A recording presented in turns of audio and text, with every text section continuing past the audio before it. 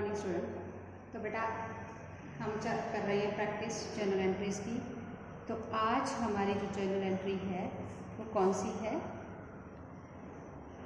आज हम ट्रीटमेंट सीखेंगे बैड डेट्स की।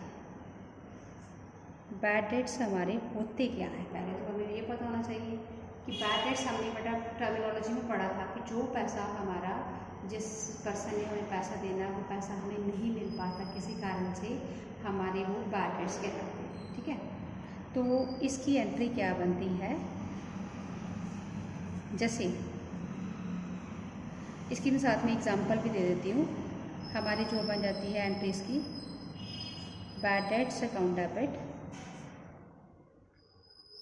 To debtors account. Debtor giver हो गया जिसने देना था, बैड डेट्स हमारा लॉस हो गया, debit all the expenses and losses. ठीक है, अब हम इसकी एंट्री देखते हैं।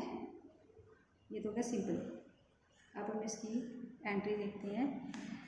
एग्जाम्पल,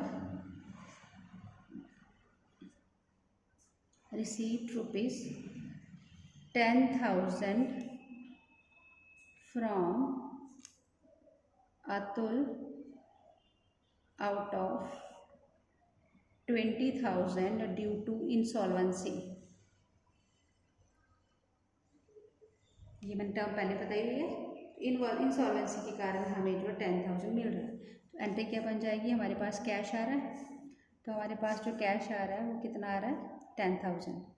ठीक है, तो हमारा जो है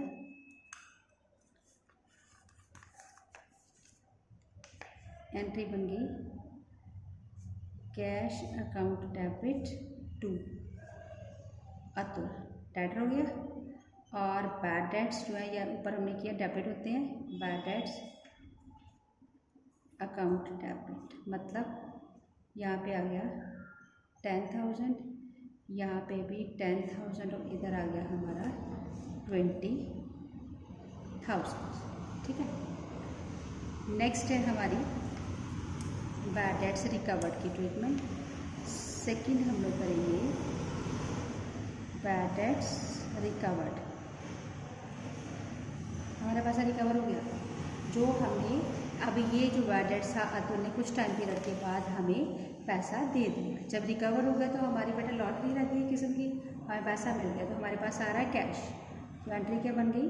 cash account debit to bad debts recovered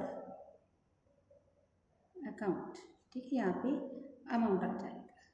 ठीक, अब हमारी जो थर्ड ट्रांजैक्शन है वो क्या है? प्रॉफिट और लॉस ऑन सेल। अब हमारे को प्रॉफिट हो रहा है या लॉस हो रहा है सेल पे। तो अगर तो बेटा हम लोग गुड्स बेच रहे हैं, अब जैसे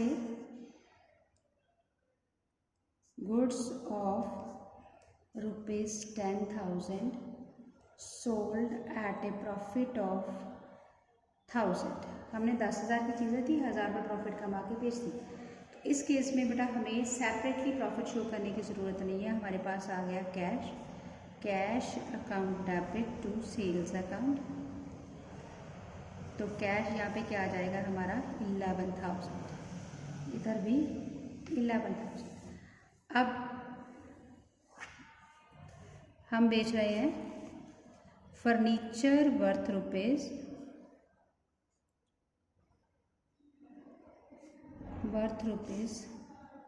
10,000 sold at a profit of 10%। ठीक है, 10,000 का 10% कितना हो गया? 1,000। तो हमारे पास तो इसमें भी कैश आ रहा है, कैश अकाउंट डेबिट,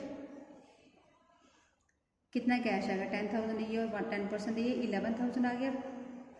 हमारे पास से फर्नीचर गया, एसेट हमने खरीदा तो एसेट का नाम, अगर हम बेच रहे हैं तो भी एसेट का नाम। यहाँ पे इस केस में हमने सेल्स किया लेकिन क्योंकि गुड्स थी। अब इस केस में एसेट है तो फर्नीचर, तो यहाँ पे आ गया 10,000 to profit on sale, profit on sale, तो यहाँ पे आ गया 1,000। ठीक है, इसमें सेपरेटली शो करने की ज़रूरत नहीं है। अब इधर अगर मान लो यहाँ पे प्रॉफिट की जगह पे लॉस होता है, यहाँ पे 10,000 वाली चीज़ें हमने 9,000 बेची, तो यहाँ पे सीधा 9,000 आ जाना था, बस कुछ नहीं। लेकिन अगर हमारा यहाँ पे फर्नीचर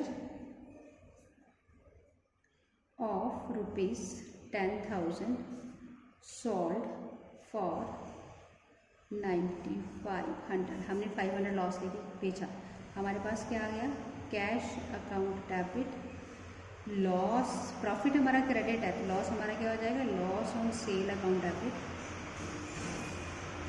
टू फर्नीचर। तो यहाँ पे 10,000 यहाँ पे आ जाएगा, 9,500 इधर आ गया, तो 500 हमारा लॉस हो गया, ठीक। फिफ्थ हमारी बेटा ट्रांजैक्शन है एक्सपेंसेस ऑन परचेज और cell, expense on purchase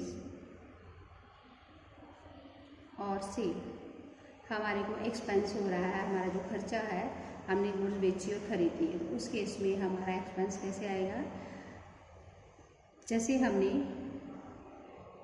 goods purchased for 10,000 and carriage paid ₹100 का कैरेज पे किया, तो यहाँ पे क्या आ जाएगा, परचेजेस अकाउंट डेबिट कैरेज, क्योंकि ये भी हमारा एक्सपेंस है, टू कैश अकाउंट। 10,000 इधर आ गया, 100 यहाँ पे आ गया, 10,100, ठीक है।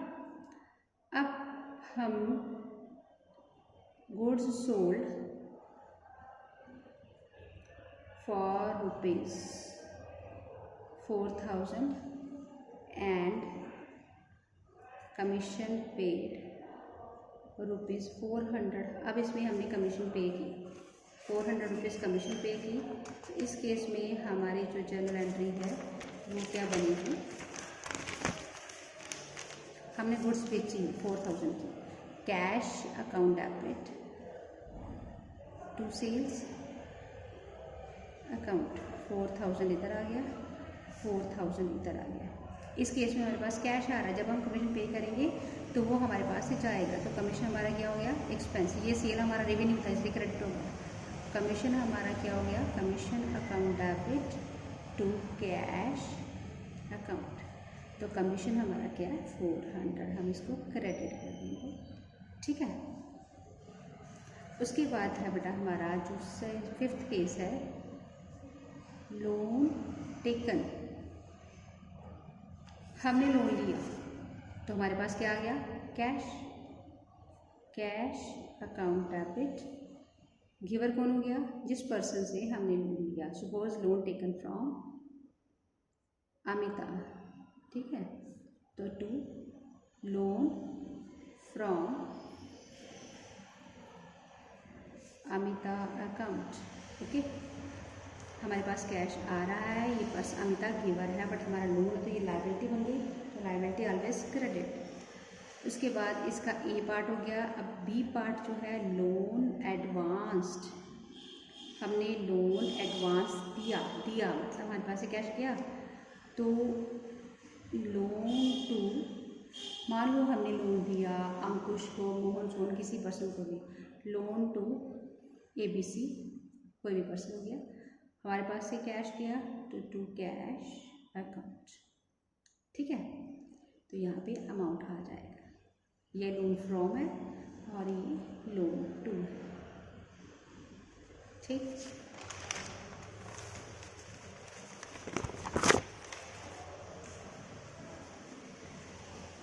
तो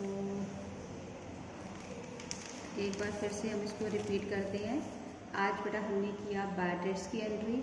बैड डेट्स के केस में क्या होता है, बैड डेट्स हमारे पास हम डूब गया, लॉस हो गया, लॉस गिवर कौन होगा, डेट। अगर हमारे पास जो है कुछ परसेंट मिल गया तो कैश आ गया, cash account debit, bad debts account debit to debtor. उसके बाद बैड डेट्स रिकवर हो गई, कैश आ गया, क्रेडिट ऑल द इनकम। अब प्रॉफिट और लॉस ऑन सेल, हमें प्रॉफिट हो रहा है या लॉस हो रहा है, तो उस केस में हमने गुड्स बेची है, तो उस केस में हमें सेपरेट शो करने की ज़रूरत नहीं है, डायरेक्ट सेल वाली एंट्री पास करेंगे। लेकिन अगर हमारा जो एसेट है उसमें हमें सेपरेटली शो करना पड़ेगा। तो cash account debit to furniture to low profit on sale, जितना प्रॉफिट है उसको प्रॉफिट में कॉस्ट जो है यहाँ पे आ जाएगी कैश में टोटल। और इन केस हमें लॉस हो रहा है तो लॉस के केस में हमारे पास cash account debit loss on sale account debit to furniture. अब है एक्सपेंसेस ऑन परचेज और सेल। अगर हमने गुड्स परचेज की 10,000 की, खर्चा पे किया 100, परचेजेस अकाउंट डेबिट, कैरेज भी हमारा एक्सपेंस है अकाउंट डेबिट टू कैश। अब गुड्स हमने बेची है 4,000 की, कमीशन पे की हमें 400, तो हमारे पास पर कैश आ रहा है और सेल हमारी रेवेन्यू 4,000, कमीशन पे की, कमीशन एक्सपेंस है, कैश जा रहा है 400।